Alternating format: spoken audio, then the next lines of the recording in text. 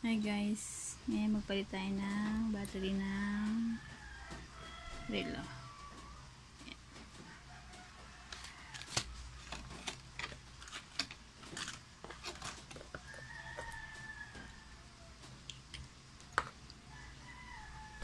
Dito na siya sinusungkit, tapos ito guys, yan, sungkitin mo lang dito dito.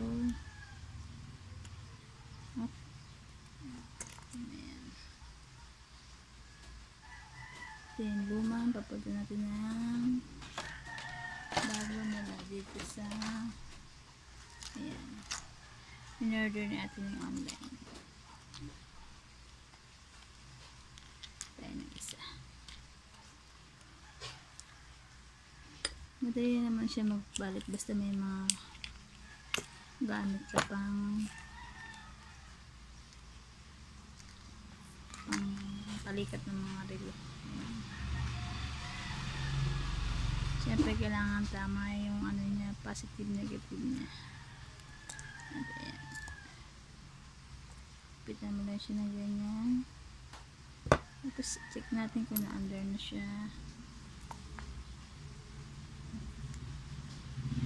Naman natin ang oras.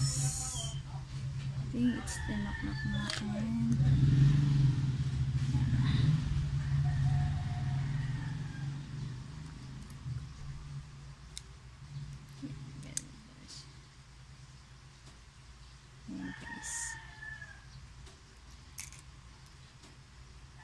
siguro hindi lang maayos yung pagkakakabit ko, kaya ganun, ayaw yung umanda. May depression na rin ito, no? Sayang naman. Baka masarili na yung depression. Ano pa yung gagawa dyan, kaya no choice. Isa frank tayo, isa frank.